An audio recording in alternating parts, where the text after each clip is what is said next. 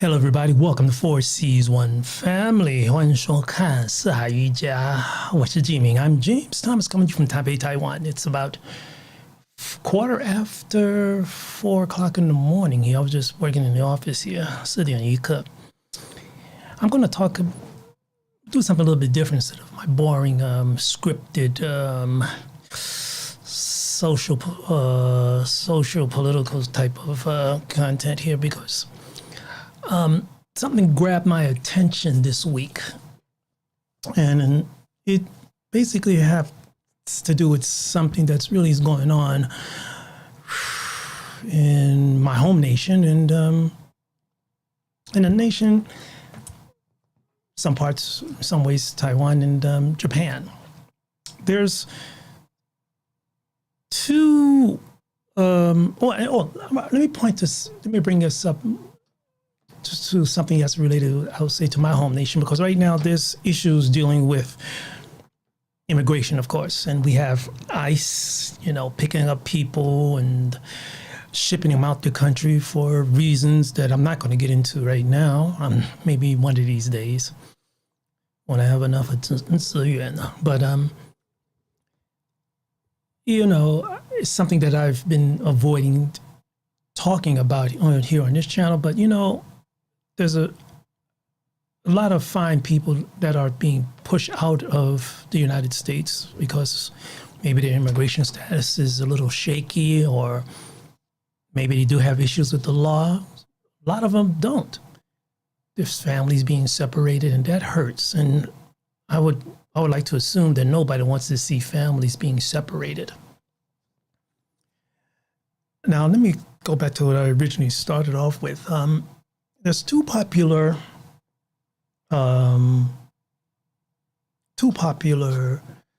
YouTubers, foreigners, white,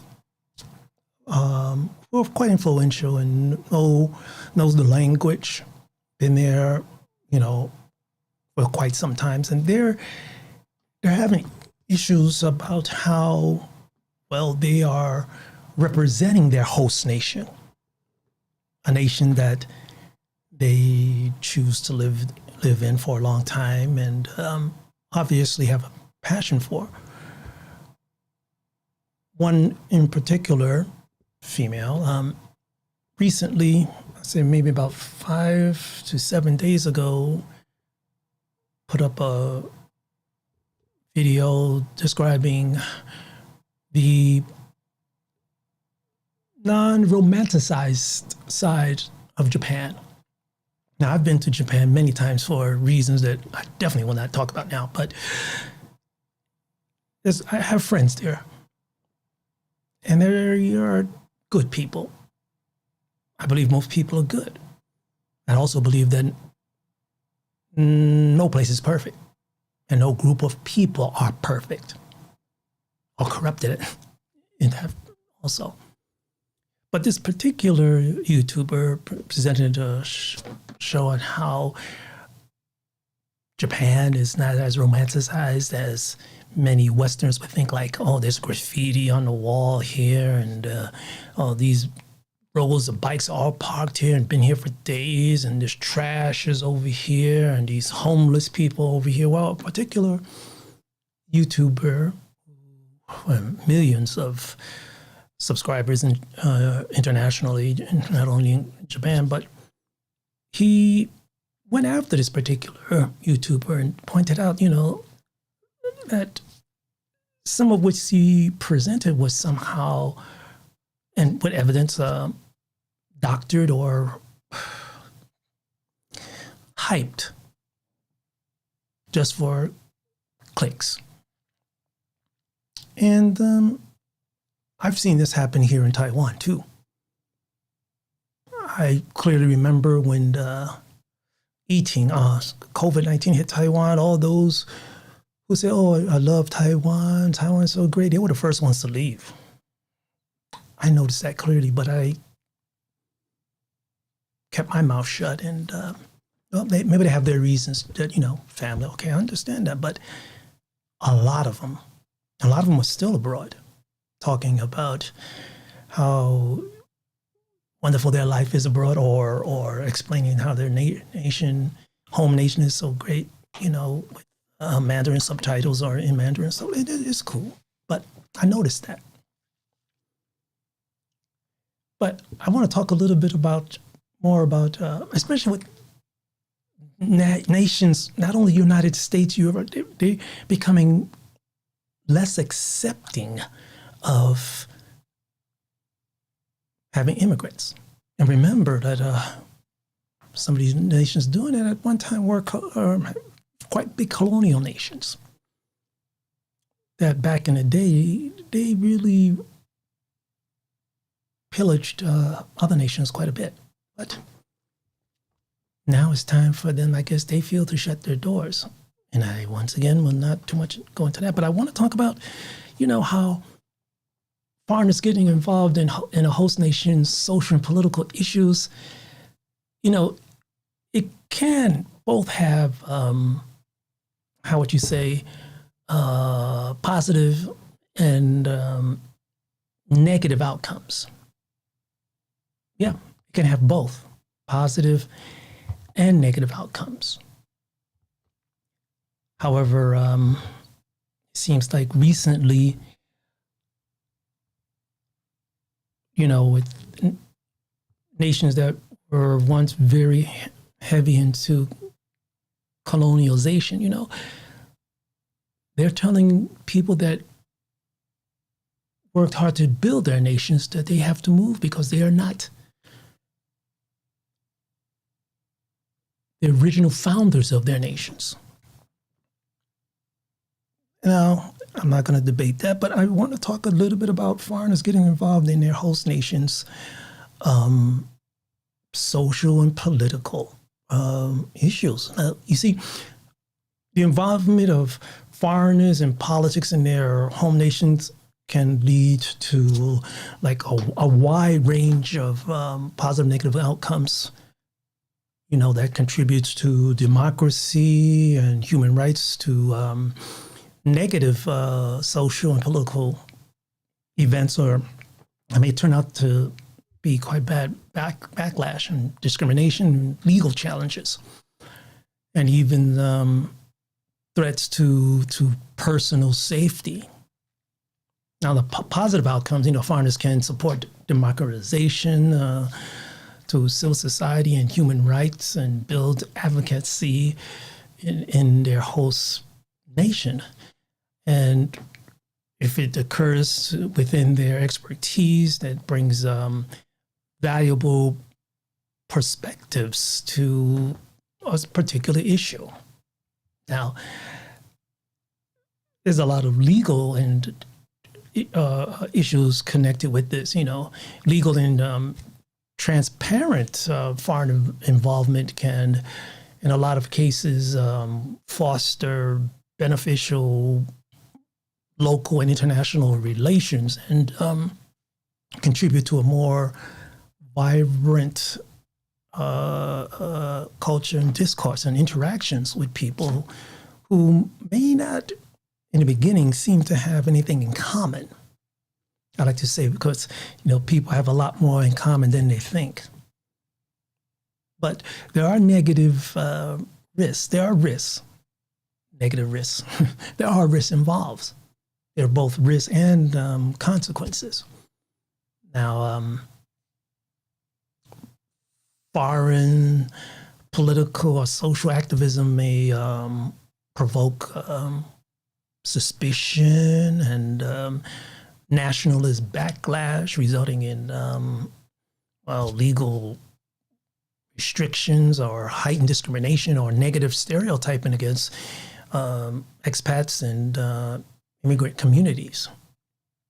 And I've seen this happen. I've seen it in some cases even happening here right here in Taiwan. But when these two Japanese YouTubers are kind of like battling it right now online. And so far, I don't see Taiwan getting to that level. But I remember many, many years ago, I'm talking about, more than 10 years ago, a particular YouTuber, American YouTuber, I think, came here and was doing some quite ridiculous things, live streaming in bathhouses with local people and saying some ridiculous things. And this one particular YouTuber who is quite big here, and it's a big guy too, big here in Taiwan, went after him and said, using some very artistic language, saying, you're going to get your behind whipped. You probably heard, maybe not, but you probably heard about a particular foreigner named Somali. He traveled to Japan and did a lot of disrespectful things. Korea, also he went to Korea and did some very despicable things, but he got punched in the face there. A particular special forces Korean officer just took him out on the street and said, you can't be doing this. You're a foreigner. Respect this nation. You're a guest. We don't need you here, so maybe I'll do what I can to take you out. Japanese are maybe in a stereotypical way, are always honest to your face. And luckily, it hasn't gotten too far in that way in Japan. If you look back a year ago, early this year, foreigners, American, going to Japan and doing crazy things on the subways or in the streets, climbing up things, dancing in the streets. Before you go to any country, you should at least read up on its history. Learn how to say thank you in their language. Do something before you go over there and try to and acting a fool just for some kind of social credit. And that pees me off. But I mean, if I see an American coming here and doing crazy things in the street, I'll tell them, hey, calm down. Because people here in Taiwan will not take your crap. They will take you out. Just like the Korean took out this this Somali guy out. And now he's in court. And I hope he does some jail time. When you go to another country, another region that you don't hold a passport for, keep in mind you're a guest. And no matter how long you stay there, if you're not a citizen, you're a guest. And sometimes if you're a person like me, people will not accept you and just accept that fact. You can choose to leave. Now, what can we do? Yes, we can talk, but we got to remember, we don't vote. We're not allowed to vote. You see, host nations, they enact laws and policies targeting foreigners and their, to control their involvement in local social political events. And if they do get involved, it's going to be seen as meddling or threatening to them and potentially lead to, some type of exclusions or loss of certain rights. More than just deportation, I guess, and could involve jail time. It's like this Somali guy. Now, in authoritarian nations, right, social and political activism from anyone can result in more than just standard repression, And I'm talking about more than just transnational harassment and jailment. I'm talking about more than that, I'm talking about physical harm and retaliation targeting both the activists, foreign activists, and their family. And that goes way beyond just surveillance or denial of basic services, right? So keep in mind. And luckily, here where I'm located, hasn't got as rough as has gotten in Japan or Korea.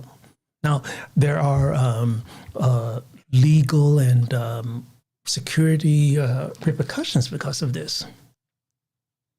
Could happen, Many countries restrict foreign nationals from participating directly in political or social processes such as voting and campaign contributing or even to hold any type of local area government or a 社区 or maybe even a building management service. They have laws of that in some countries, especially authoritarian governments.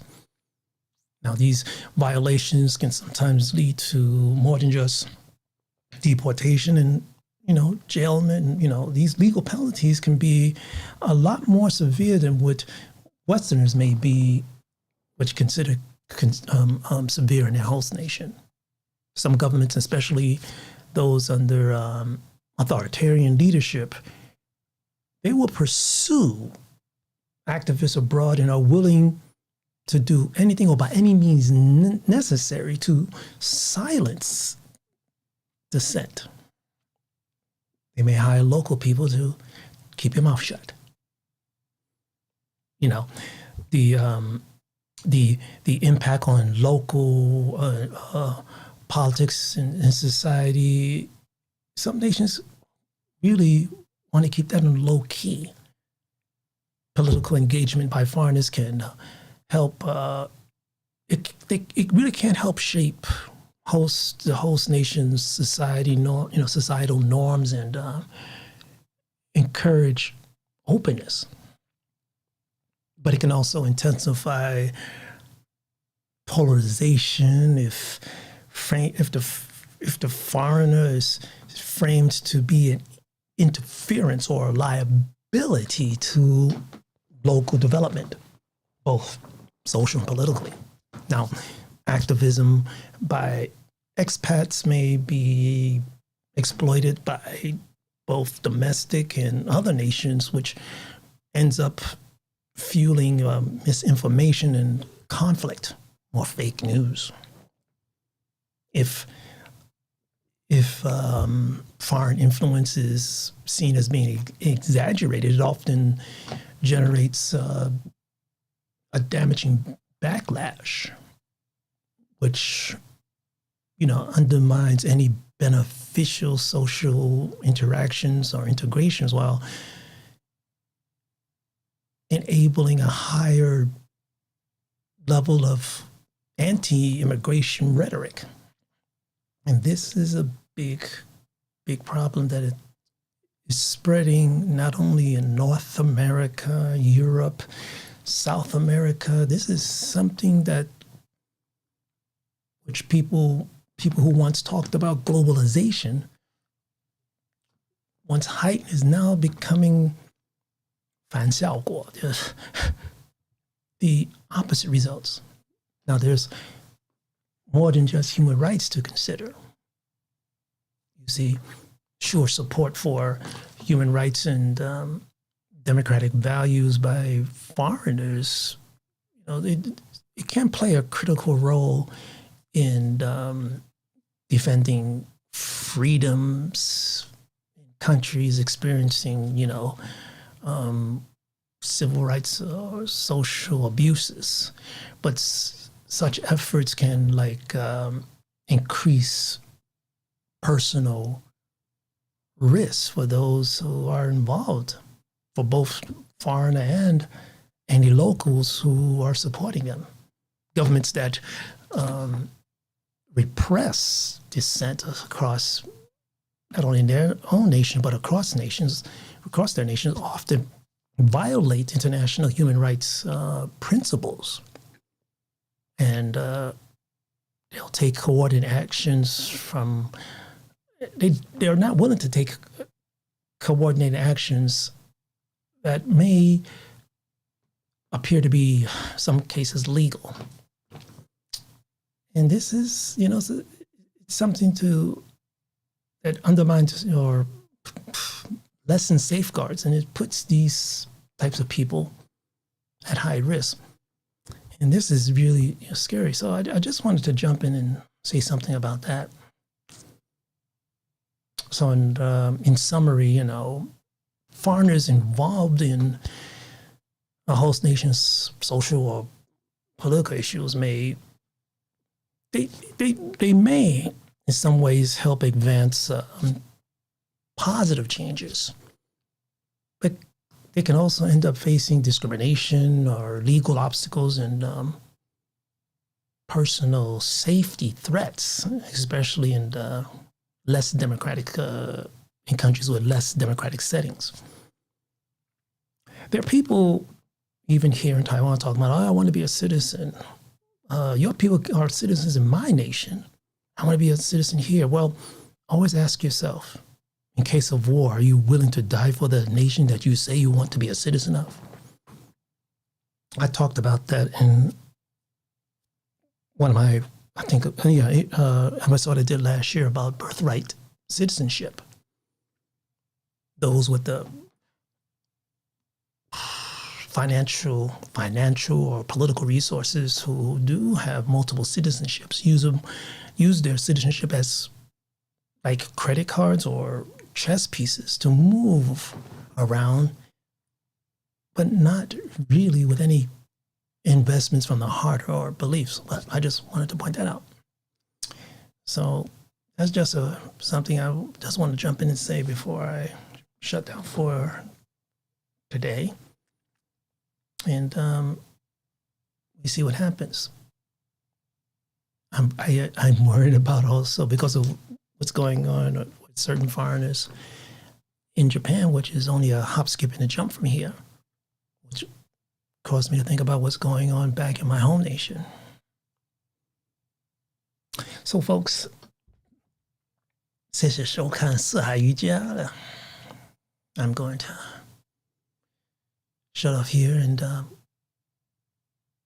Take care wherever you are in the world, because we have a lot more in common than we think. 再见。